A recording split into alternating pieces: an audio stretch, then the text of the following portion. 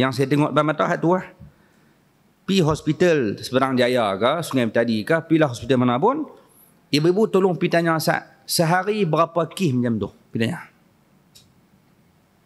Masyarakat kita sekarang, pi tanya tengok sehari berapa kes hak jadi macam tu. Hak beranak tak ada ayah. Bukan seorang dua. Kalau bukan Islam, Cina ke Hindu, tak apalah tu hal dia. Ni Islam. Anak Melayu, anak orang Islam, tapi banyak yang jadi macam tu. Masyarakat kita.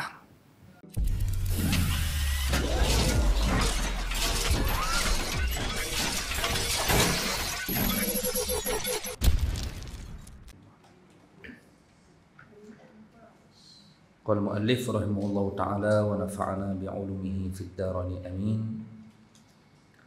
Mutalabu Quraisy min Nabi sallallahu alaihi wasallam, iaitu permintaan Quraisy kepada baginda Nabi sallallahu alaihi wasallam setelah beberapa usaha mereka telah pun gagal untuk menyekat dakwah Nabi kita Muhammad sallallahu alaihi wasallam. Mereka telah melakukan pelbagai usaha, jumpa dengan Abu Talib secara elok, kemudian mereka sakiti Nabi, mereka sakiti para sahabat, mereka seksa di kalangan sahabat yang beriman. Semua itu tidak menggagalkan dakwah Nabi sallallahu alaihi wasallam. Nabi tetap meneruskan dakwah. Jadi mereka tidak berputus asa, mereka tetap menjalankan usaha mereka. Jadi antaranya mereka datang melakukan permintaan kepada Nabi sallallahu alaihi wasallam. Jadi tajuk kita pada pagi ini, apa permintaan Quraisy kepada Nabi supaya dakwah tadi terhenti. Baik, kita baca. Lamma ra'at Quraisyun anna al-idha'a lam yajid naf'a bal zada al-muslimina imanan wa yaqina masyaw ila Rasul sallallahu alaihi wasallam. Mereka mendapati siksaan tidak mendatangkan manfaat untuk mereka.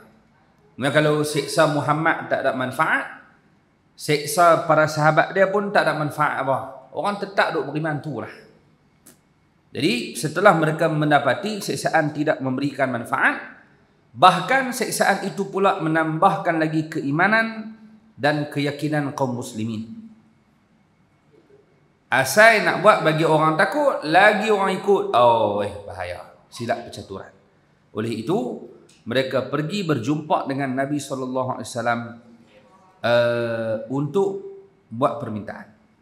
Wa talabu minhu an ya'budu alihatahum wa ya'budu ilahahu fa anzalallahu alaihi suratal kafirin. Mereka meminta baginda Nabi SAW menyembah sembahan mereka dan mereka bersedia untuk menyembah Allah. Lalu Allah menurunkan surah Al-Kafirun. Baik.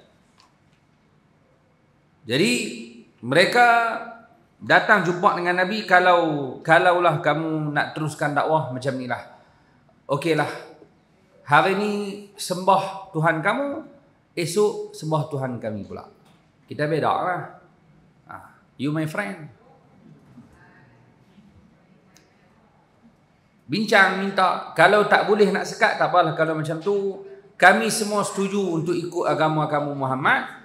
Hari ni kita sembah Tuhan kamu, esok pakat-pakat sembah Tuhan kami pula. Kira kan kita boleh hidup harmoni. Kita boleh hidup aman damai. Dia buat permintaan. Baik. Jadi itu permintaan mereka kepada Nabi SAW. Maka Allah turunkan ayat dalam surah Al-Kafirun. Apa kata Allah? Qul ya ayyuhal kafirun. Katakan wahai Muhammad, wahai orang-orang kafir, la a'budu ma ta'budu. Aku tidak sembah apa yang kalian sembah. Wala antum 'abiduna ma a'bud. Dan kalian juga tidak menyembah apa yang kami sembah. Surah tu. Hak dia ulang main tak jumpa lakum tu. Surah tu. Tengok makna dia apa dia? Allah kata, wahai orang kafir, katakan Muhammad, bagi tahu kepada orang kafir, aku tidak menyembah apa yang kamu sembah dan kamu juga tidak menyembah apa yang kami sembah. Hujungnya lakum dinukum waliyadin. Bagi kamu agama kamu, bagi kami agama kami. Maksudnya ditolak permintaan tadi. Tak terima. Itu jawapan Allah kepada permintaan orang Quraisy. Baik, buka surat sebelah. Falamma aisu talabu minhu an yusqita min al-Qur'ani ma yughidhuhum min dhammi alihatihim wa ibadatihim aw yubaddilahu biqur'anin akhar. Baik. Kecewa dengan permintaan pertama yang ditolak. Ya, permintaan tadi tak diterima, kecewa. Mereka meminta pula agar baginda menghapuskan ayat-ayat yang menyakiti mereka dan mencela sembahan mereka.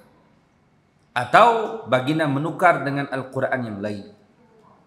Ya, permintaan mereka nak buat macam tadi, sembah hari ini sembah Tuhan kamu, esok sembah Tuhan kami, tak berjaya. Ubah pula permintaan. Kalau macam tu, kamu tolonglah buang ayat-ayat yang hina kami supaya tidak berlaku permusuhan.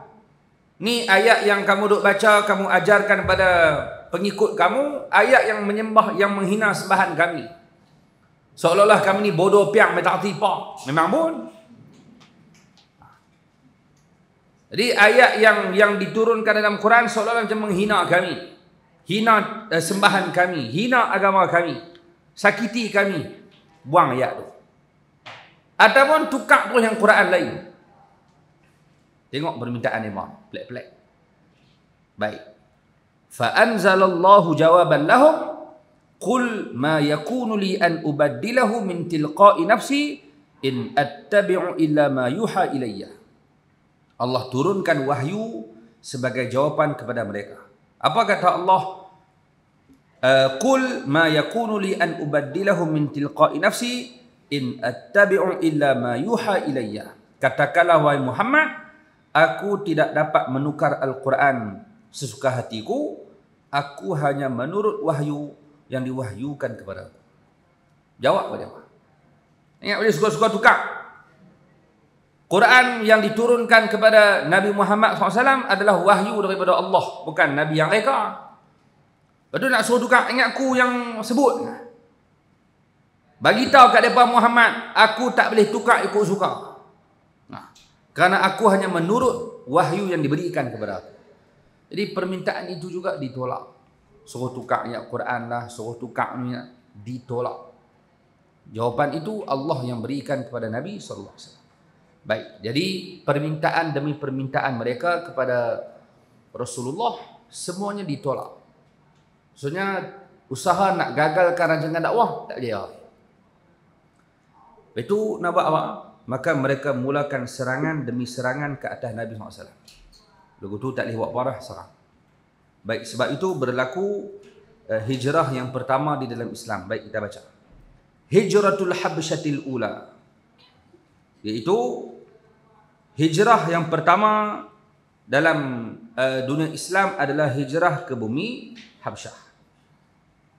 Baik. Lamma ra'a an-nabiyyu ma yalhaqu bi ashabihi min al-adha wa anwa'il 'adab amarahum bil hijrati ila al-Habsyah.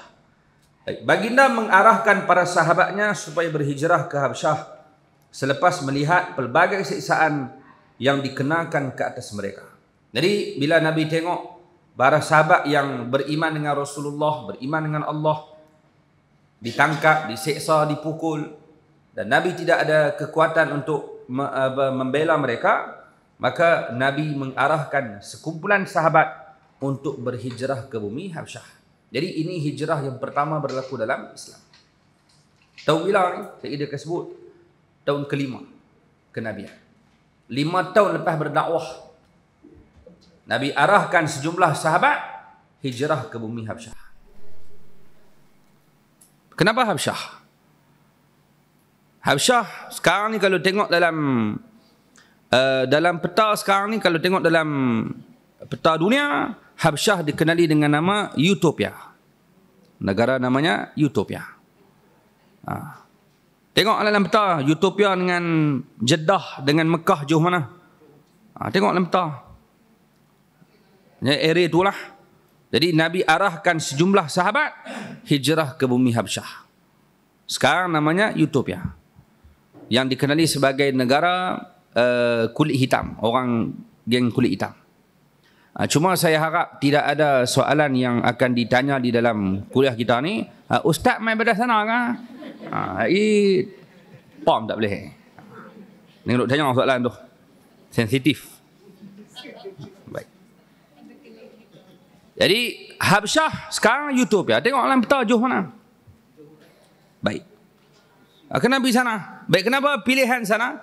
Ada yang mengatakan bahawa kerana di sana ada pemimpin yang adil, raja yang baik kepada rakyatnya.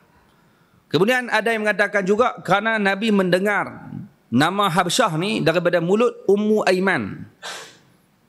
Ketika Nabi keluar dengan ibunda Nabi Siti Aminah alaihissalam menuju ke kota Madinah di waktu kecil, waktu mak Nabi bawa Nabi pergi Madinah. Kemudian on the way balik mak Nabi wafat, Ummu Aiman yang bawa balik Nabi. Ummu Aiman tu orang Habsyah. Ummu Aiman tu orang Habsyah. Katanya lah. Jadi duk dengar nama Habsyah ni daripada mulut dia boleh jadi. Jadi Nabi arahkan sejumlah sahabat hijrah ke Habsyah. Hampa pergi Habsyah. Baik, berapa orang? Fahajara ashratun min ashabihi wa khamsu niswatin minhum Uthman bin Affan wa zawjatuhu Ruqayyah bintu Rasulullah sallallahu alaihi wasallam. Maka berhijrahlah ke sana seramai 15 orang sahabat. 10 orang dari kalangan lelaki dan 5 orang dari kalangan perempuan. Khilaf. Ada kata 12 lelaki 5 perempuan. Ada kata 12 lelaki 4 perempuan. Ada kata 10 lelaki 5 perempuan. Area tu lah. Lebih kurang 15 ke 16 orang. Perempuan yang pergi ni semua ada lelaki. Jadi 10 orang kalau lelaki tu, 5 tu buat main kali dengan bini. Salah seorangnya Uthman bin Affan dan isterinya Ruqayyah, anak Nabi SAW. Uthman kahwin dengan Ruqayyah, anak Nabi. Ruqayyah meninggal bila? Isteri Sayyidina Uthman, Sayyidatina Ruqayyah, dia wafat, dia sakit teruk ketika perang Badar.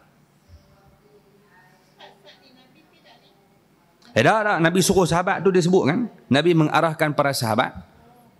Bukan Nabi pergi. Nabi mengarahkan sebab sahabat tu kena seksa. Nabi dia tak boleh kacau. Teruk-teruk. Sahabat lah kena. Jadi Nabi tengok sahabat tu kena teruk ni, jadi Nabi arahkan hampa pergi sana saat. Bagi tenang dulu keadaan. Jadi Uthman bersama dengan isterinya Ruqayyah. Jadi ada lagi sahabat-sahabat lain. Ada buku saya tak buat main. Ada 15 orang ulama catat siapa seorang-seorang nama. Saya tak buat main luar kitab. Dah. Ulama catat 15 orang siapa dia. 16 orang siapa dia nama seorang-seorang. Saya tak ingat. Yang disebut sini Uthman dengan isteri dia Ruqayyah. Ada lagi orang kalau tak tahu Uthman bin Maz'un, kalau tak salah pun ada 2 Uthman. Tapi saya tak ingat. Kena buka balik kitab tu lah. Dan ibu-ibu jangan duk kata lekeh. Ibu-ibu pun tak ingat. Lagi tak tahu apa. Jadi tak ada lekeh apa lah. Sebab kita tak ingat. Ulama catat dalam buku, dalam kitab. Cuma saya tak umai pula kitab tu. Kalau tahu nak baca tang ni, umai dah. Boleh lah baca seorang-seorang. Siapa dia nama dia? 15 orang ulama catat semua. Seorang-seorang siapa dia yang berhijrah bersama dengan Sayyidina Uthman ke Habsyah. Cuma yang kita boleh sebut, Uthman jadi ketua. Uthman bin Affan jadi ketua bersama isterinya Ruqayyah. Sayyidatina Ruqayyah waktu nak berlaku perang Badar, dia sakit. Sebab tu Nabi tak berikan izin kepada Uthman untuk keluar. Uthman hanya dengan join perang Badar, jaga bini yang. Betul Sayyidina Uthman dia tak join perang Badar. Walaupun dia tak join perang Badar, tetapi dia dipanggil ahli Badar. Sayyidina Uthman. Perang Badar dia tak join. Perang pertama yang berlaku dalam Islam, Badar Kubra. Perang pertama sekali. Dan ahli Badar sangat mulia kedudukan mereka. Sehingga Nabi sebut dalam hadis, kata Allah sebut apa kata Allah kepada mereka, i'malu ma syi'tum qad ghafartu lakum. Kedudukan ahli Badar ni Allah sebut kepada mereka, buatlah apa kamu nak buat, aku dah ampun dosa kamu. Itu kedudukan ahli Badar. Power. Jadi Osman salah seorang join ataupun salah seorang daripada kumpulan ahli Badar, walaupun dia tak join perang. Bukan dia tak mau, Nabi suruh dia jaga bini dia, anak Nabi sakit. Lepas perang Badar menang, duk tak lama Ruqayyah meninggal dunia. Dia Ruqayyah meninggal selepas perang Badar. Perang Badar berlaku tahun kedua Hijrah, bulan Ramadan. Di tahun itulah Ruqayyah meninggal. Baik. Jadi Osman bersama dengan isterinya Ruqayyah mengetuai rombongan sejumlah sahabat tadi untuk berhijrah ke bumi Habsyah. Baik, disebutkan ibu ayah sekalian, Sayyidina Osman bersama dengan kumpulan sahabat ni keluar sengak-sengak pergi ke tepi pelabuhan, dan takdir Allah ni ketetapan Allah, bukan kebetulan. Ada orang kata kebetulan, tak. Allah tetap macam tu. Ini kehendak dan ketetapan Allah. Sampai di tempat pelabuhan, kapal dah ready nak berjalan. Tak perlu tunggu lama lah. Sampai-sampai naik kapal, buang soh, jalan. Dan mereka bayar tambang. Berapa dinar, berapa dirham bayar untuk bergerak. Tengok, perjuangan untuk menegakkan agama Allah, untuk mempertahankan akidah, mempertahankan agama Allah, dia berhajat kepada tenaga, wang, masa semua. Patutnya mereka dah keluar, bagilah sedikit sponsor. Kami dah nak keluar hijrah ni. Tak, guna duit sendiri. Duit habis, nyawa terancam, macam-macam. Demi memperjuangkan agama Allah. Banyak duit. Habis duit. Buat kerja agama ni bukan boleh duit, habis duit. Jangan nampak boleh untung kerja agama. Tidak. Tak. Buat kerja agama bukan nak boleh duit, habis duit. Rezeki dia akan main lain. Cuma pasti akan habis duit. Dan jangan berasa, kita jangan berasa sedih langsung saat duit kita habis dibelanjakan pada jalan Allah Subhanahu Wa Taala. Bahkan patutnya kita berasa bangga kerana ada sebahagian wang kita ada pada jalan Allah Azza wa Jalla. Memang duit akan habis. Jadi ada orang berjuang dengan menuntut ilmu, ada orang berjuang dengan membelanjakan hartanya pada jalan Allah. Itu semua dikira sebagai perjuangan. Belanjalah. Ni kidah ni, dia tak suara ni. Ni kena baca ni.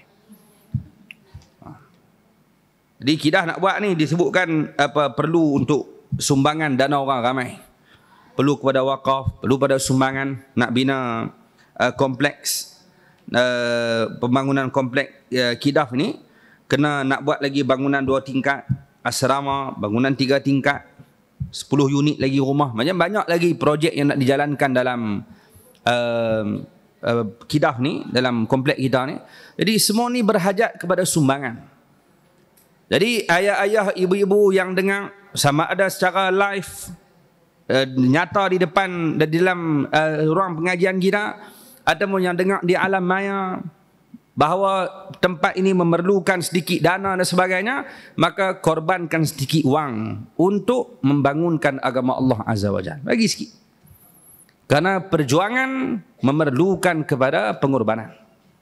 Tengok sahabat, dahlah keluar, tinggalkan kampung, tinggalkan halaman, habis duit pula.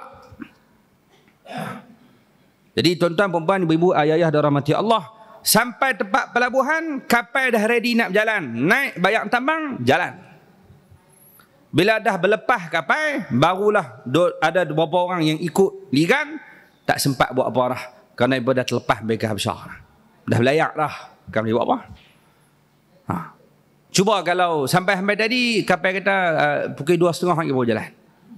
Contohlah kita nak pergi Langkawi, naik feri, kita dah nak pukul 11. Sampai kapal feri baru berjalan. Feri berikutnya lepas lohok pukul 2. Melengung setengah jam. Melengung 2 jam dalam tu. Kalaulah sahabat-sahabat ni sampai tepi pelabuhan, kapal dah berjalan, nak tunggu pukul berapa pula pelabuhan berikutnya, silap hari bulan kena tangkap. Dia pun duduk di kan. Jadi Allah tetap comel dah. Sampai-sampai kapal nak berjalan, naik bayar, jalan terus. Jadi selamatlah. Sejumlah 15-16 orang ni tak ditangkap oleh musuh. Bukan kebetulan, sudah ditetapkan oleh Allah. Kita nampak macam kebetulan, no? Dah. Sebut tentang kebetulan, ibu-ibu ayah sekalian, Hari ni awal hari Khamis. Hari Ahad baru ni saya ada urusan di klinik kesihatan. Buat urusan sikit. Dan hari Ahad baru ni ada satu peristiwa yang agak cemas di klinik tersebut, iaitu ada seorang ibu datang nak buat check up, dia mengandung, tak dan turun kereta beranak dalam kereta, buka pintu nak main check up baru 8 bulan, tak cukup bulan ni, tiba-tiba takdir Allah beranak dalam kereta tu, tak ada masuk klinik, baru buka pintu. Katanya lah, berebut habis, nurse doktor berkat keluar. Mana ada alat. Hak mai ibu mai ni pula pakai seluar, bungkui. Jadi masalah jadi timbul banyak lah. Dengan auratnya macam mana, bukan ada kain nak lindung. Takdir Allah jadi kes tu petang. Kalau awal pagi ramai orang, time tu tak ada orang lah. Kebetulan kan? Dah. Kan kebetulan tu. Comel dah. Dia main waktu tu, orang tak apa dah. Nurse pun boleh jadi tak nak sibuk ke apa-apa, orang boleh main. Pakat dua rumun kat dia. Selesai. Ibu-ibu, ayah-ayah dirahmati Allah sekalian. Kemudian tak boleh lama tu kena bawa pergi hospital. Mana ada alat, budak tak cukup bulan pula, saya jadi apa-apa ke, oksigen, bahaya tu. Jadi kena segera pergi hospital. Setelah selesai semua cek apa semua, maka ambulans akan hantar pergi hospital. Beranak lebih kurang pukul 2 lebih, pukul 4 ambulans mai nak bawa pergi hospital. Waktu si ibu ni nak ditolak naik ambulans, saya sampai. Rambo. Hero mai. Kebetulan kan? Tak? Awak saya main time tu? Awak tak main awal ke? Awak tak main esok? Adakah tu kebetulan? Tak. Saya sampai, si ibu tadi nak ditolak naik ke ambulans, anak dia duduk ada lagi dalam katil tu. Dia nak buat hantar, tak hantar ni. Baru nak bernaik ambulans. Saya masuk klinik tu, dia pun pakai tengok. Elok Ustaz main. Ustaz tolong azan Ustaz kat budak ni. Bila tolong azan, tak azan lagi. Tak ada azan lagi. Dia pun bukan nak main beranak, nak main cek. Boleh jadi tak sempat nak hello siapa-siapa kan. Dia dah sejam lebih dah, tak azan lagi kat budak ni. Tak kena hantar pergi hospital pula. Dia lalang azan siap-siap lah. Dia tengok Ustaz main, rezeki dia. Rezeki dia boleh kat Ustaz azan. Tolong azan lah. Kebetulan kan tak? Saya bukan duk pernah azan kat anak orang. Tak pernah azan lah. Anak kita tak apa lah. Ni anak orang. Tak ada azan kat telinga budak tu. Kerana sunnah menyambut kelahiran, azan telinga kanan, qamat telinga kiri. Azan lah kat telinga budak tu. Daripada untunglah rezeki. Mana tahu jadi Rambo. So, tak tahulah. Tapi tak boleh jadi dia seorang. 1 dalam juta seorang Rambo. Tak boleh. Dia tak boleh muncul dah orang lain. Ibu dirahmati Allah, kebetulan kan? Tak, bukan kebetulan. Sudah ditetapkan oleh Allah macam tu. Kenapa saya main waktu tu? Kenapa ada urusan hari tu? Dan Allah macam kebetulan. Tak. Semuanya telah ditetapkan oleh Allah Azza wa Jalla. Lepas jalan angkat pun naik pergi hospital. Lepas ambulans dah berjalan, baru mereka cerita bagi tahu kata bahawa budak tadi tidak berayah. Baru tahu kata tak ada ayah. Tak ada kahwin lagi. Muda lagi mak pun. Muda lagi. Saya tak kenal, tak tahu kampung mana, tak tahu siapa dia. Dah dia pun main azan lah. Tak tahu siapa dia. Baik. Baru dia buat cerita lah, tadi siapa main hantar. Katanya markah dia main hantar. Main boleh jadi duduk sakit pada pagi kot tak tahu nak buat apa, main hantar beranak. Lepas beranak mau masuk, nurse tanya ni siapa nak dia kata ada kawan saya di luar. Dia belah dah. Rupanya markah tadi bila dia tengok kawan ni duduk beranak ke dia cempera ke mana dah. Lepas kawan tu masuk ni dia pun belah. Celaka punya markah. Tak guna punya markah. Tak tahulah markah dia ke siapa, wallahualam. Cuma belah lagu tu tinggal, tak ada siapa. Dia dengan anak dia, apa anak tu? Mak tak ada, ayah tak ada, siapa pun tak ada. Buat bimbing bulan. Patutlah azan. Ibu-ibu dirahmati Allah Subhanahu wa taala sekalian, itu baru satu kes yang saya tengok depan mata hak tu lah. Pi hospital Seberang Jaya ke, Sungai Betadi ke, pilah hospital mana pun, ibu-ibu tolong pi tanya Ustaz, sehari berapa kes macam tu? Pi tanya. Masyarakat kita sekarang, pi tanya tengok sehari berapa kes hak jadi macam tu. Hak beranak tak ada ayah.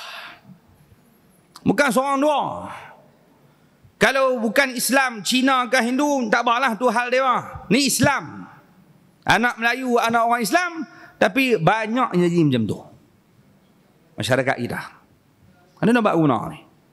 Tak lain tak bukan kena bekalkan agama yang cukup kepada anak-anak yang membesar. Karena waktu mereka di luar jagaan ibu dan ayah, maka mak dan ayah tak boleh nak kawal dah. Melainkan agama Allah yang dibekalkan kepada mereka, yang akan lindung mereka pada buat benda yang salah. Jadi jahat macam mana pun, dia tahu batas dalam agama. Nakal ke mana pun, tahu batas. Dengan duk belajar. Jadi begitu lah. Ambil iktibar. Cuma nak point saya nak sebut ni, kebetulan kan? Dah. Semuanya telah ditetapkan oleh Allah Azza wa Jalla. Jadi macam tu juga sekumpulan sahabat tadi sampai di tempat pelabuhan, tengok siap dah semua nak berjalan dah. Ketetapan Allah dipermudahkan urusan. Mudah. Macam perempuan tadilah beranak. Mudah sungguh beranak. Mudah lah kereta beranak gitu Lepas beranak, dia nak angkat, dia tak larat, berkata boleh bangun tak pergi. Dia bangun cuaca duduk dah kata. Lah. Hak orang lain hak nikah elok ni nak beranak 12 jam dalam berum. Baik suami rebah di luar. Bini okey, suami rebah. Dia tunggu tak larat, baik 12 jam, dia dah subuh makan 12. Pukul 5 petang tak keluar lagi. Tak beranak lagi. Apum balik 3 bungkus nah. Pi balik kena apum tu. Tak keluar. Lah hak ni jadi mudah. Banyak kita dengar. Hak jadi tu mudah aja beranak. Beranak dalam bilik air, beranak di rumah, beranak dalam kereta. Hak betul ni jenuh tekan. Ketetapan Allah macam tu.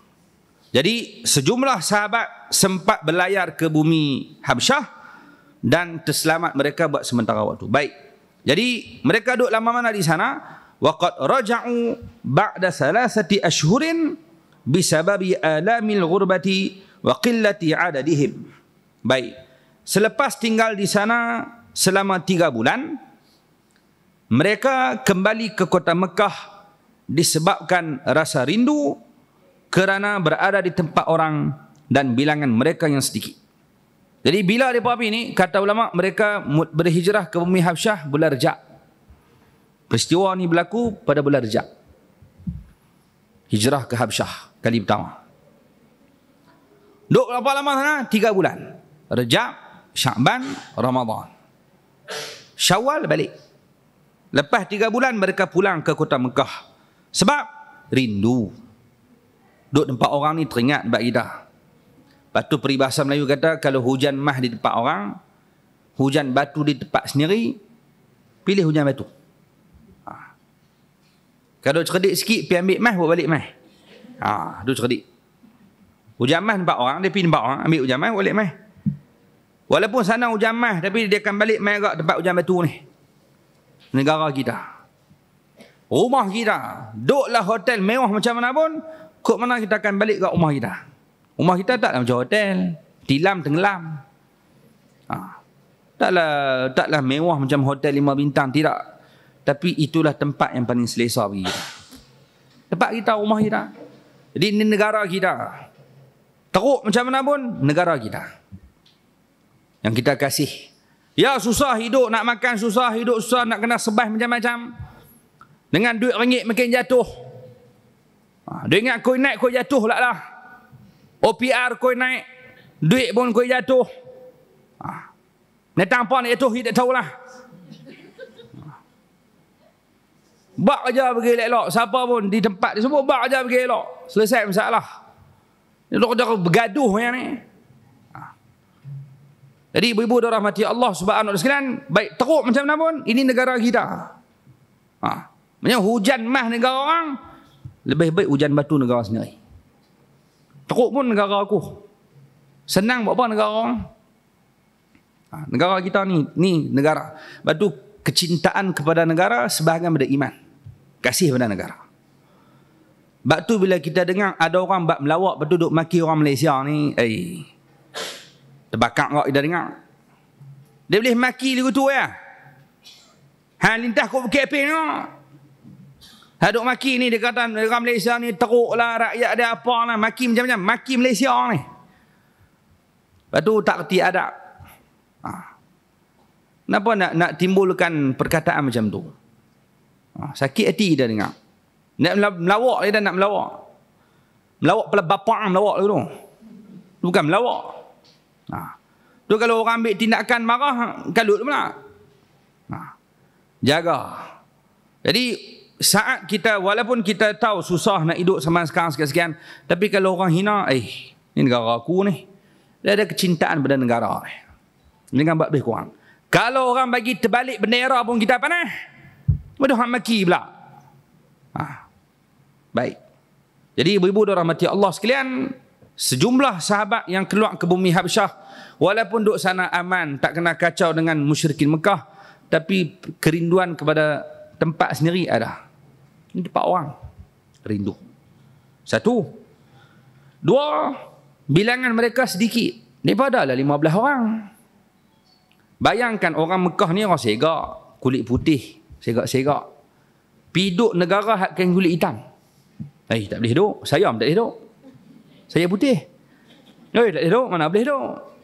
Sana hitam sana. Tak boleh pergi lah. Kita piduk negara orang, mana lepas pergi. Bolehlah duduk, tapi nak duduk lama-lama tak lepas. Kerana bilangan kita yang sedikit. Tak selesa. Jadi pulang mereka kembali ke kota Mekah selepas 3 bulan, iaitu pada bulan Syawal. Ulama catat mereka pulang bulan Syawal. Baik, wa kana dzalika fi sanatil khamisah minan nubuwah wa hiya awwalu hijrati fil Islam. Jadi hijrah ke Habsyah ini berlaku pada tahun kelima daripada kenabian, dan ia merupakan hijrah pertama yang berlaku di dalam Islam. Sebelum ni tak pernah suruh lagi orang Islam keluar. Tapi bila tengok siksaan yang diberikan terlalu kuat kepada para sahabat, maka Nabi suruh mereka hijrah ke Habsyah. Tapi tak lama, pi 3 bulan balik. Pi bulan Rajab, balik bulan Syawal kata ulama. Baik. Jadi peristiwa ini berlaku pada tahun kelima daripada kenabian. Dan ibu-ibu, ayah-ayah yang dirahmati Allah Subhanahu wa taala sekalian, maka disebutkan antara sebab juga mereka pulang ke bumi Mekah Al-Mukarramah ialah tersebar berita bahawa orang Quraisy sudah memeluk Islam. Jadi mereka yang duduk di Habsyah tersebar berita kata orang Quraisy masuk Islam. Makin ramai masuk Islam. Menyebabkan umat Islam yang berada di Habsyah mereka pulang pada bulan Syawal. Jadi duduk Rejab, Syakban dan Ramadan, tiba-tiba dengar tersebar berita kata orang Quraisy dah masuk Islam, peluk agama Allah Subhanahu wa taala. Jadi sebenarnya berita tu tak betul. Tersebar berita ya, dia dengar betul, balik. Baik.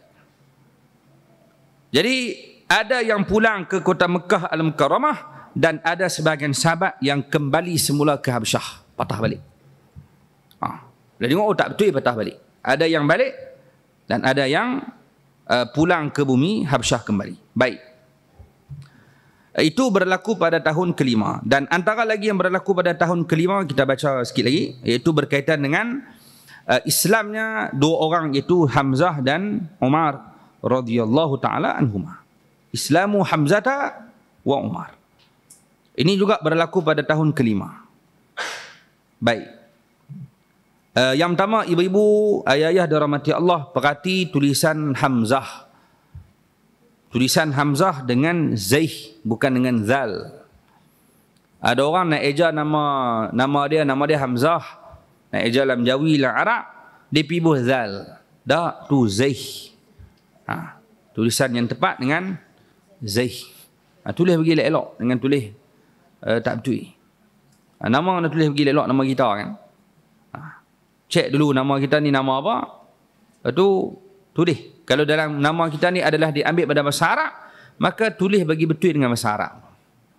Tapi kalau bukan dalam bahasa Arab, tak payahlah. Nama dia Cik Putih. Cik Putih bukan bahasa Arab. Ini nama orang Melayu. Tu tak payahlah.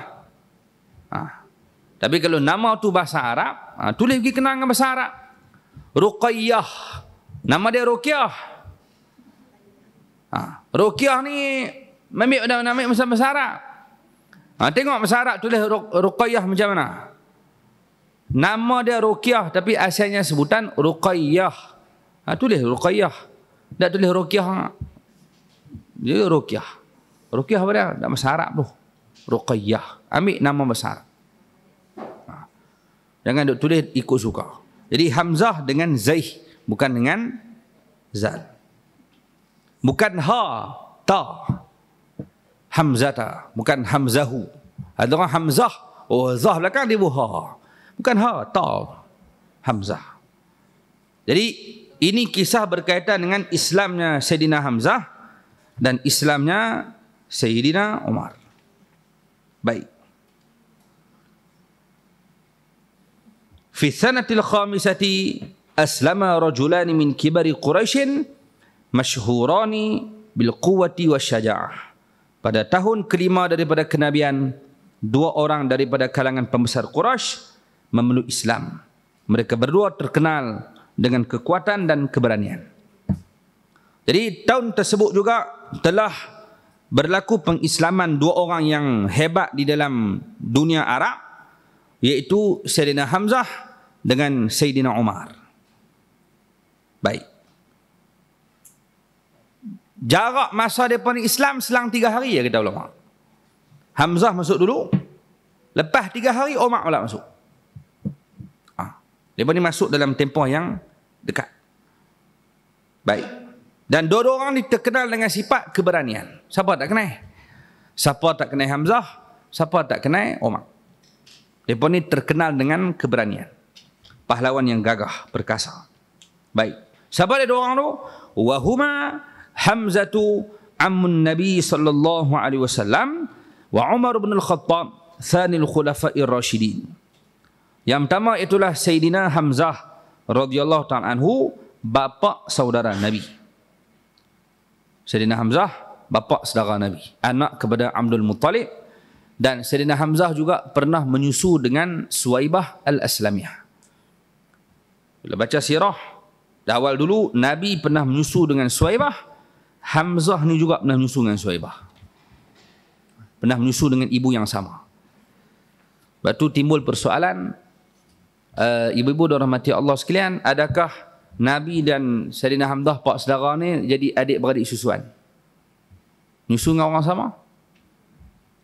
Orang tanya. Kita ambil contoh lain. Tok menyusu cucu. Tok menyusu cucu ni. Batuk pada susu.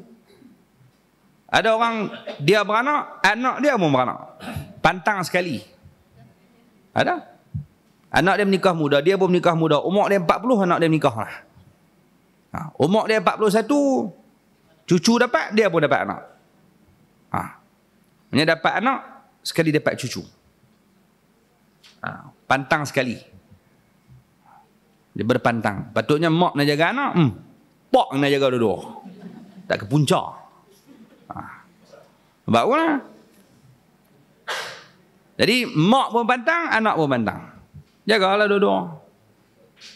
Dan anak-anak tadi membesar segagan. Tapi mereka punya pangkat, ini pak menakan, ini anak menakan. Silat hari bulan, anak menakan lagi tua daripada pak menakan.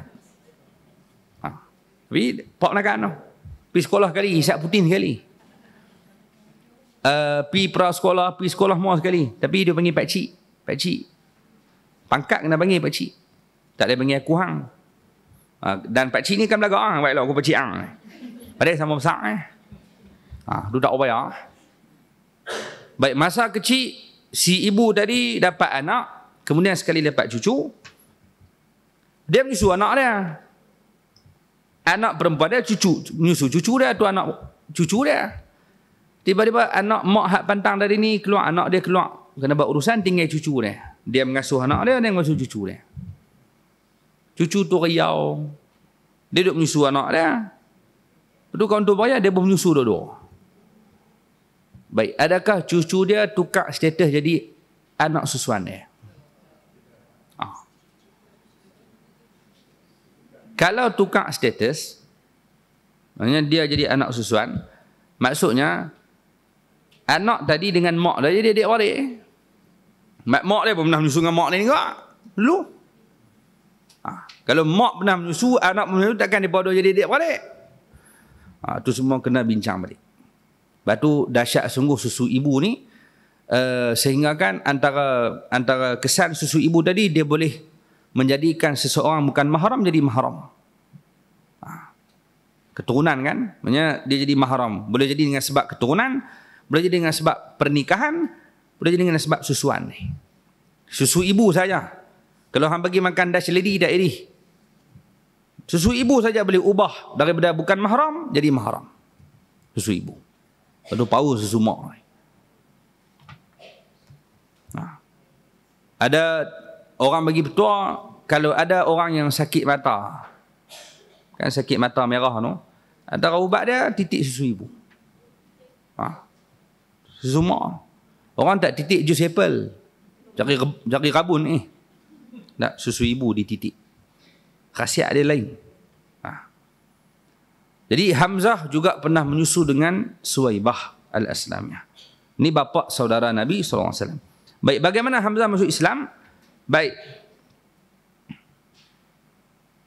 Jadi disebutkan di sini sebab Hamzah, ingat nota kaki di bawah.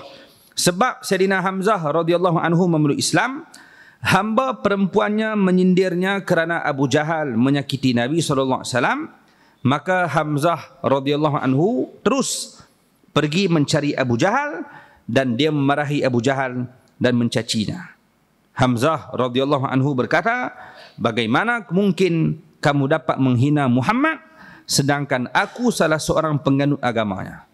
Lalu beliau memeluk Islam dan menjadi orang yang baik sehingga mendapat gelaran sebagai singa Allah. Gelaran kepada Sayyidina Hamzah, Asadullah, itu singa Allah Subhanahu wa taala. Panglima perang lah, singa. Singa Allah tu dia punya gelaran. Sayyidina Hamzah.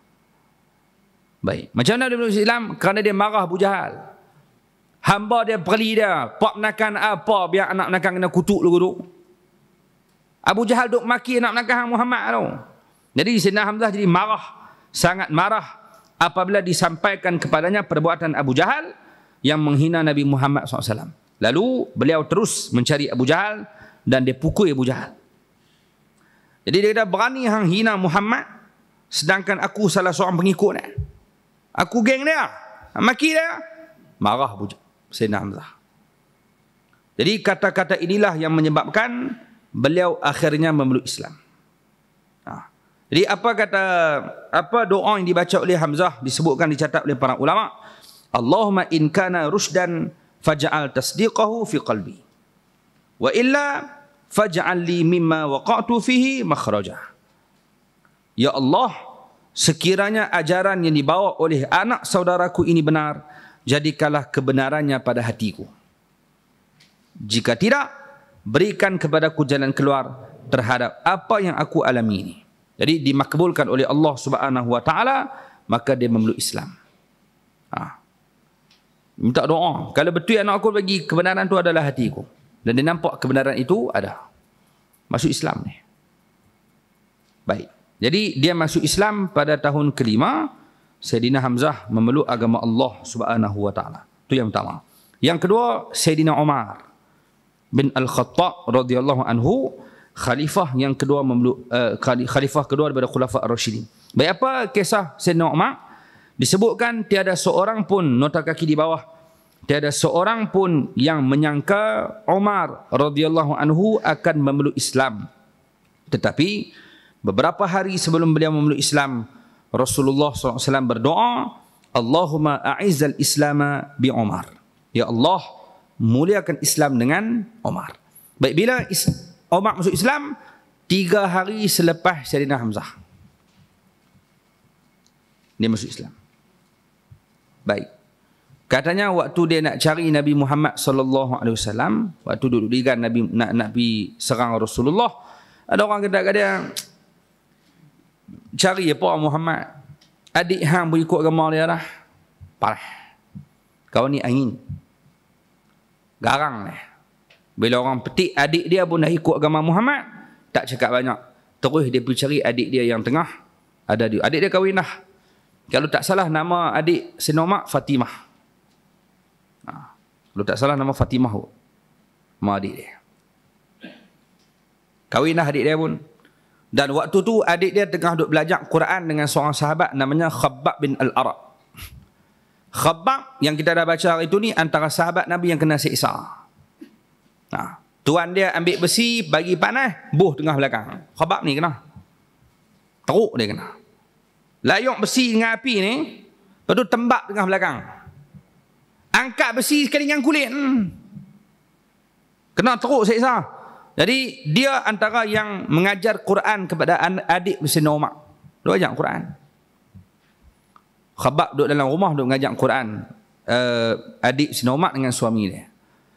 Sayyidina Umar main-main ketuk-ketuk pintu. Siapa dia? Umar. Sebut-sebut nama Umar ketak dah. Mampu dah aku. Main ajak anak adik Umar. Main ajak adik Sayyidina Umar. Oh mampu dah. Ketak dah kira. Duduk mengajar Quran. Umar duduk dengar duduk baca apa ni. Dia duduk ketak dah macam mana nak buat ni. Ibu-ibu dan rahmati Allah sekalian, katanya dia menyorok. Cari pasal duduk suam kau kan dia lah, menyorok. Bila buka pintu, Sayyidina Umar tanya, aku duduk dengar apa ni? Duduk baca apa ni? Tanya. Duduk dengar apa, duduk baca apa ni? Adik ipar dia dah tak ada baca apa, duduk baca berita, duduk dengar apa kata OPR naik ke apa. Tak kata lagu tu lah. Ya, bagi jawapan lain. Tak ada baca apa. Abang lelok. Dia kata apa? Wahai Abang Umar, kalau kebenaran bukan ada pada pihak kamu, adakah kamu akan ikut? Anak nak bantah juga. Kamu duk rasa kamu betul. Tapi kalau kebenaran bukan pada pihak kamu, kamu nak buat apa? Marah ni. Bukan boleh menyimbang. Dia buat apa? Gusti terus. Lompat terus. Perebah adik ipar ni. Adik dia main tengok bila suami dia kena duduk, dia nak duduk diam. Jadi nak pilah pelerai, adik dia pula terkena. Katanya sampai berdarah hidung ke mulut, wallah alam, menyebabkan Sayyidina Umar jadi slow balik. Macam terlebih pula. Adik gua berdarah. Jadi dia tanya, apa dia ni? Kamu tak boleh sentuh, kamu tak boleh baca, melainkan pergi cuci tangan muka apa dulu. Kamu kotor. Ni ayat suci Quran. Ringkas cerita ibu-ibu sekalian, bila disebutkan macam tu, lalu Sayyidina Umar diperlihatkan ayat yang dibaca tadi, iaitu daripada surah Taha. Baca surah Taha. Baik, ayat keberapa yang dia baca menyebabkan Allah masukkan hidayah di dalam hatinya? Surah Taha ayat yang ke-14 kalau tak salah. Baca surah Taha ayat yang sampai ayat yang ke-14. Iaitu ayat ke-14 berbunyi apa? Kata Allah, innani anallah la ilaha illa ana fa'budni wa aqimis salata li dzikri. Dia baca sampai tandu, innani anallah, sesungguhnya aku adalah Allah. La ilaha illa ana, tidak ada Tuhan selain aku. Fa'budni, sembahlah aku. Direct terus kena kat dia. Dia baca innani anallah, sesungguhnya aku adalah Allah, tidak ada Tuhan selain aku, sembahlah aku, dirikan solat untuk ingat kepada aku. Jadi ibu-ibu dan rahmati Allah Subhanahu wa taala sekalian, maka katanya asbab surah ayat inilah menyebabkan dia memeluk agama Allah Azza wa Jalla. Surah Taha. Lepas ada orang baca untuk lembutkan hati anak, lembutkan hati suami dan sebagainya, maka dibacakan surah Taha tadi ni. Ingat supaya lembut. Kalau hati omak yang keras pun boleh lembut, apatah lagi hati orang lain. Bukan dekat surah Taha saja. Quran ni memang penyembuh kepada segala penyakit. Syifa. Penyembuh. Bacalah Quran. Sembuh. Niat nak bagi lembut hati, baca tengok Yasin ke, baca surah Taha ke, bacalah. Tapi niat bagi elok, doa bagi elok. Ada orang kata, ada orang lelaki, suami dia jenis hati keras. Jadi dia pun doa tiap malam supaya hati lelaki dia jadi lembut. Doa pergi elok-elok. Dia tersilap. Ya Allah, lembutkan suamiku. Lembutkan suamiku. Cukup 40 hari lembut sungguh. Sidai kain. Masuk pinggan, pergi kerja pun katak hammer pun tak masuk lah. Paku tu. Pasal apa pula ni? Silap doa. Tak tahulah betul tak betul orang melawak ke apa tu. Cuma doa bila elok, lembutkan hati suamiku. Doa jangan tinggal. Orang kita ni kurang tak doa. Tak doa. Tidak ada mustahil. Dengan doa tadi, walaupun kita rasa macam mustahil, tak. Kita minta kepada Allah yang Maha Kuasa. Tak ada mustahil insya-Allah. Kalau Allah izin, dapat. Baik. Jadi, bila dia dengar macam tu, dia sebut apa? Dia nak masuk Islam. Beriman dengan Allah, beriman dengan agama Rasulullah. Sebut-sebut nak masuk Islam, jengoi khabab, hak jorok ni. Main mana ni? Jorok. Dia kata, aku dengar Nabi pernah sebut, Allahumma a'izal Islam bi Umar. Ya Allah, muliakan Islam dengan Umar. Makbul dah doa Nabi. Ni, masuklah. Dia nak masuk Islam. Tengok doa Nabi SAW. Doa. Mustahil. Dia kata Umar masuk Islam, mustahil. Orang Quraisy tak pernah percaya Umar akan masuk Islam. Sampai ada mengatakan, kalau Umar nak masuk Islam, keldai dia masuk dulu. Selagi keldai dia tak masuk, dia tak akan masuk. Mustahil. Itu kiasan kepada mustahil. Sebagaimana Allah sebut dalam Quran, orang yang bukan Islam, orang yang lawan Allah, yang kufur kepada Allah, mereka tidak akan masuk ke dalam syurga. Takkan. La yadkhulunal jannah hatta yalijal jamalu fi samil khiyat. Allah sebut dalam Quran, mereka ni takkan masuk syurga sehinggalah unta masuk dalam lubang jarum. Boleh masuk, tapi lepas unta masuk lubang jarum. Lubang jarum sak mana, unta sak mana.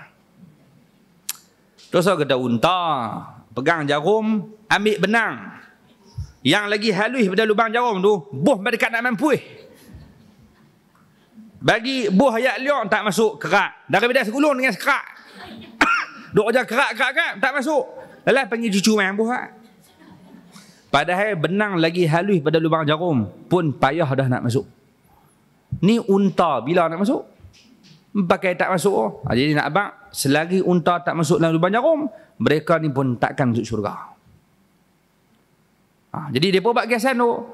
Kalau Umar nak masuk Islam, kedai dia masuk tu. Memang takkan masuk punya. Tak ada siapa sangka Umar akan masuk Islam. Sebab permusuhan ini sangat kuat. Tapi berkat doa Nabi SAW, Allah muliakan Islam dengan Umar. Masuk Islam ni. Lepas 3 hari. Baik. Jadi setelah dia masuk Islam, maka apa disebutkan di sini? Wa kana Umar qabla islamihi min a'dhamil mu'aridin lil Islam wal muntaqimina mimman aslam fa'azza Allahu al-Islama bi islamihima. Sayyidina Umar sebelum memeluk Islam adalah orang yang sangat kuat menentang Islam. Beliau juga antara orang yang kuat menyiksa orang yang memeluk Islam, dan Allah memuliakan agama Islam dengan pengislaman mereka berdua. Hamzah dengan Umar. Dia antara orang yang lawan kuat Islam. Kuat lawan. Cuma antara kisah yang masyhur kita dengar bahawa Sayyidina Umar ketika zaman jahiliah dia membunuh anak perempuan. Masyhur kisah tu dengar kan? Jadi saya pernah tanya pada seorang guru, jawapannya tidak. Bukan Sayyidina Umar. Memang perangai orang Arab jahiliah bunuh anak perempuan, dan ada di kalangan yang membunuh tadi namanya Umar, tapi bukan Sayyidina Umar. Tapi bukan Sayyidina Umar. Guna ni. Jadi walaupun ada orang yang membunuh di zaman jahiliah, dia membunuh anak perempuan, ya, ada bunuh anak perempuan, dan di kalangan orang Arab yang bunuh tu ada nama Umar. Tapi bukan Sayyidina Umar. Kalau dia bunuh anak perempuan, antara hujah yang diberikan, main mana anak dia bernama Hafsah yang menjadi isteri kepada Nabi sallallahu alaihi wasallam. Dia ada anak perempuan. Dia kalau dia bunuh masa kecil tu main mana anak perempuan tu. Jadi ya memang perangai Arab jahiliah bunuh anak perempuan, tapi bukan Sayyidina Umar yang bunuh. Baik. Dan kedudukan Sayyidina Umar sangat tinggi. Walaupun dulunya dia memusuhi agama Allah sangat kuat, tapi ibu-ibu yang dirahmati Allah sekalian, dimuliakan oleh Allah akan agama Islam dengan Islamnya Sayyidina Umar. Islam ni. Bahkan Nabi sebut dalam hadis, kalau ada Nabi lagi lepas aku, Umar jadi Nabi. Bukan dekat masuk Islamnya, bahkan status dia, kalau ada lagi Nabi, Umar jadi Nabi. Tapi tak ada dah. Nabi adalah penutup. Rasulullah sebut, kalau ada lagi lepas aku, Umar layak. Mereka kedudukannya sangat tinggi. Sebab tu jangan tengok masa lampau orang. Dia bukan tahu. Yang paling penting hujung ni. Penghujung dia macam mana? Ya dulu dia jahat, dulu dia teruk. Selepas tu macam mana? Kita bukan tahu. Hal keadaan orang, penghujung dia macam mana, kita tak tahu. Hanya doakan yang baik kepada orang. Baik. Jadi Sayyidina Umar masuk Islam, dan disebutkan ketika Sayyidina Umar disebut aku nak masuk Islam, dia tanya Muhammad duk tahu aku nak jumpa. Maka khabarkan kepada Rasulullah, khabarkan kepada Umar bahawa Nabi bersama dengan sahabat berada di sebuah rumah di kota Mekah. Nabi duduk rumah tu. Ada seorang sahabat namanya Arqam, kalau tak salah. Arqam bin Abi al-Arqam. Kalau tak salah lah. Ya. Jadi beliau melafazkan 2 kalimah syahadah di Darul Arqam, di rumah seorang sahabat. Jadi waktu dia sampai, disebutkan waktu dia sampai di rumah, di tempat tersebut, dalam rumah tu Nabi Muhammad ada, Sayyidina Hamzah ada, beberapa sahabat lain ada dalam tu. Umar mai. Ketuk-ketuk pintu, tanya, siapa? Umar. Pekat ketak, mampu dah. Siapa tak kenal Umar? Mai dah, mampu dah. Tapi dalam tu ada Hamzah. Hamzah masuk Islam dah. Ada panglima perang dah. Jadi Hamzah kata apa? Buka. Kalau dia main cara elok, layan cara elok. Kalau dia main lebih kurang, pedang tu makan dia. Baru kena buku dengan roh. Ni Hamzah, tu Umar. Buka. Jadi bila buka pintu, ibu-ibu yang dirahmati Allah, disebutkan oleh para ulama, ketika Umar masuk, tak dan Hamzah buat apa? Nabi sendiri yang pergi cekak leher. Nabi sendiri pergi cekak. Tak sampai masa lagi kah nak terima hidayah ni? Tak cukup masa lagi kah kamu nak masuk Islam? Tak sampai lagi seruan dakwah pada kamu? Main nak masuk ni? Nabi sendiri pergi. Kekuatan Nabi luar biasa. Haibah Nabi luar biasa. Ada seorang perempuan melihat Rasulullah ketak. Kau ada pasal? Haibah yang ada kat Nabi tu. Ketak tak tahu nak bang. Seorang lelaki kata ke Rasulullah, wahai Rasulullah, tengok perempuan ni siang dia. Tak pasal-pasal ketak. Kehebak tu. Dia jadi takut ketak tengok Nabi. Lalu Nabi kata kat dia, wahai perempuan, tenang. Lu ketak buat apa? Tenang terus. Tapi dia tenang, relax, jangan duduk ketak. Jadi orang yang melihat Nabi ada haibah pada diri Nabi menjadi takut tak pasal. Macam tu kita bila kita jumpa ada seseorang yang ada haibah, yang ada satu aura. Dia bukan buat apa pun. Dia lintas mari kita, dia ketak pun nak lah. Tok-tok guru, alim ulama, orang soleh, kita tengok dia nak cakap dengan dia tak lepas. Bukan bukan dia buat apa pun. Aura dia tu. Haibah orang. Nabi ada haibah tu. Jadi Sayyidina Umar masuk, dicekak leher, dia tanya, tak sampai masa lagi kah untuk kamu memeluk agama Allah Subhanahu wa taala, masuk Islam. Jadi itu era kegemilangan Islam, kerana ada 2 panglima yang hebat dalam sejarah Arab memeluk agama Allah Subhanahu wa taala. Dia memeluk Islam. Di ibu-ibu dirahmati Allah, dan disebutkan di sini wa kana al-muslimuna fi dzalikal waqt 40 rajulan wa 11 imra'atan. Dan kaum muslimin ketika itu berjumlah 40 orang lelaki dan 11 orang perempuan. Di kata ulama, Sayyidina Umar adalah orang yang ke-41 di kalangan lelaki. Jadi kalau dah ada 40 orang masuk Islam, Umar orang yang ke-41 yang memeluk agama Allah. Tak ramai lagi masuk Islam, baru ada berapa puluh orang, tak sampai 100 orang. Perjuangan dakwah Nabi masih lagi belum menyebar luas. Baru ada lebih kurang sekitar 60 ke 70 orang. Dan yang terakhir sebelum kita berhenti, ibu-ibu dan rahmati Allah, bila Umar masuk Islam, umur dia berapa? Nak tahu umur dia berapa masuk Islam, kena tahu umur dia beza dengan Nabi berapa.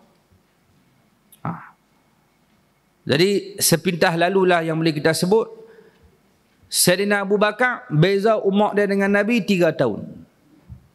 3. Sayyidina Osman beza umur dia dengan Nabi 6 tahun. Sayyidina Umar beza 13 tahun. Manakala Sayyidina Ali karramallahu wajhah beza umur dia dengan Nabi 32 tahun. Lebih kurang 30 ke 32 beza umur Nabi. Baik. Jadi kalau beza mereka macam tu, kita dah dapat tahu dah beza umur mereka dengan Rasulullah. Baik, Sayyidina Abu Bakar memeluk Islam adalah orang pertama memeluk Islam. Jadi kalau Nabi berdakwah, mula dakwah dilantik menjadi Rasul, umur Nabi 40, maka berapa umur Abu Bakar waktu tu? Betul tak? 3. 37 ke 38 ke lebih kurang tu lah. Tu umur Sayyidina Abu Bakar masuk Islam.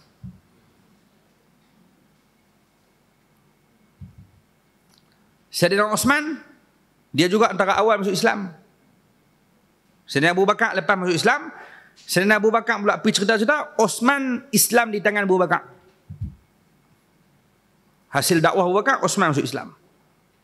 Jadi kalau tahun yang sama juga, maksudnya Sayyidina Osman beza 6 tahun, umur dia 34 lebih kurang. Umur dia masuk Islam. Sayyidina Umar?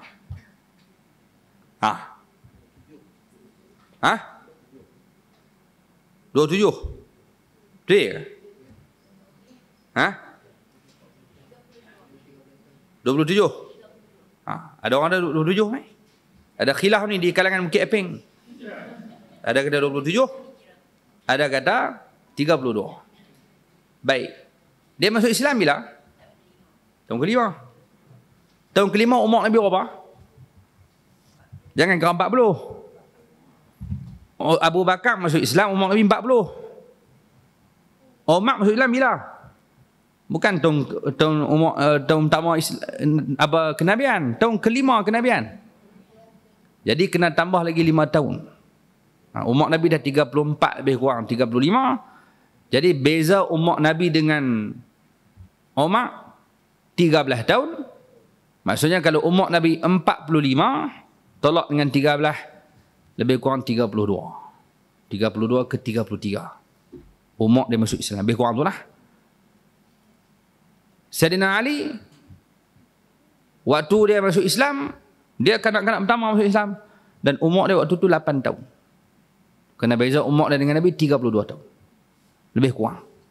Semua lebih kurang tu bukan, boleh jadi ada khilaf, ada kata macam tu, Allah alam. Cuma yang kita pernah jumpa macam tu lah.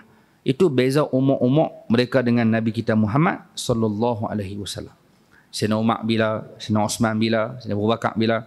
Ini umur mereka memeluk agama Allah Subhanahu wa taala. Jadi ibu-ibu, ayah-ayah yang dirahmati Allah Subhanahu wa taala sekalian, ya. Ya.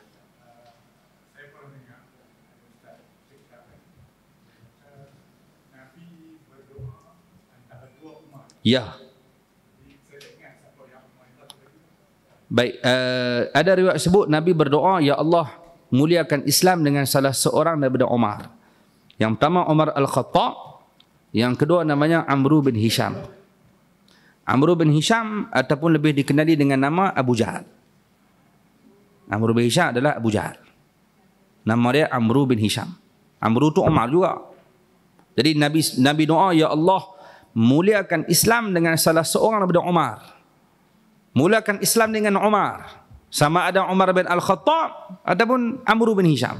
Kerana dua-dua ni adalah musuh utama Islam. Kuat sangat lawan. Jadi kalau mereka masuk belah kita, lega lah. Jadi muliakan Islam dengan salah seorang tu. Ada luang kuat sangat ni. Dan Allah berkehendak untuk Umar Al-Khattab masuk Islam. Bukan Amru bin Hisham. Abu Jahal mati kufur. Dia dibunuh dan dia terbunuh di dalam perang Badar.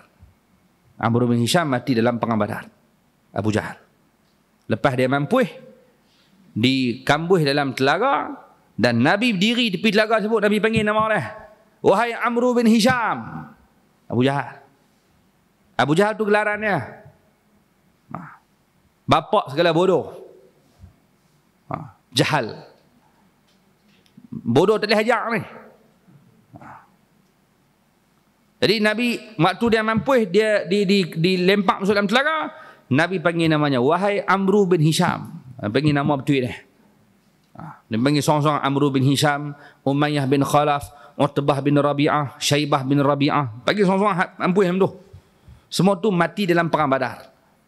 Nabi tanya seorang-seorang, jumpa dapat tak lagi yang Tuhan kamu janjikan? Aku dapat dah. Tuhan aku dah janji dah Islam menang. Apa je lah, aku dah habaq dah itu kan. Panggil seorang-seorang. Hadis itu banyak. Sayyidina Umar bila dengar Nabi panggil Amru bin Hisham bos kan, Sayyidina Umar tanya, wahai Rasulullah, mereka dengar ke? Mereka dengar ke yang panggil tu? Nabi Umar tanya, kalau mereka dengar wahai Rasulullah, mereka boleh jawab ke? Mereka jadi bangkai tu. Mampu lah. Kalau mereka dengar sekali pun, mereka boleh jawab ke? Umar tanya. Nabi kata, mereka lebih kuat dengar daripada kamu dengar. Kalau hang dengar aku cakap, mereka lagi clear dengar. Hadis tu menjadi dalil bahawa orang mati dengar apa yang orang hidup cakap. Dengar. Dia panggil. Dia panggil seorang-seorang, Amru bin Hisham, Umayyah bin Khalaf, seorang-seorang panggil. Kalau tak dengar, panggil apa? Batu kita dituntut bagi salam. Lalu kubur bagi salam. Mereka dengar. Mereka dengar salam. Cuma mereka tak jawab. Dan tak payah jawab. Hampa dengar sudah duduk jawab. Jawab penat kami. Itu masalah. Dengar duduk jawab. Orang bagi salam sudah. Lalu kubur bagi Assalamualaikum ahli kubur. InsyaAllah nanti kami sampai pula. Cukup. Dan kita tidak mengharapkan mereka jawab. Kalau jawab serentak, berlerak kan tu lah. Dia dengar tak? Dengar. Kalau tak dengar, Nabi takkan suruh bagi salam. Mereka dengar. Jadi orang kubur orang Islam, kita bagi salam. Kerana orang yang mati dengar. Bukan dekat orang Islam, orang bukan Islam pun dengar. Tu Abu Jahal, kafir. Dia panggil dia dengar. Jadi doa yang Nabi minta, ya Allah muliakan Islam dengan salah seorang daripada Umar, seorang Umar Al-Khattab, yang kedua Amru bin Hisham. Umar juga nama dia. Jadi Allah berkehendak untuk Umar Al-Khattab memeluk agama Allah, beriman, manakala Abu Jahal mati dalam keadaan kufur. Jadi salah seorang tu adalah sama ada Umar ataupun Abu Jahal. Jadi betul lah, kita selalu dengar. Cuma dalam riwayat kita ni sebut, didoakan oleh Nabi, ya Allah muliakan Islam dengan Umar. Dia tak sebut salah seorang, tapi sebut Umar. Ya. Ada riwayat lagi sebut salah seorang. Jadi siapa dia seorang lagi? Amru bin Hisham. Wallahu alam, semoga ada manfaat. Ibu ayah dan rahmati Allah. InsyaAllah ada masa lapang, umur panjang. Kita berjumpa lagi pada masa akan datang.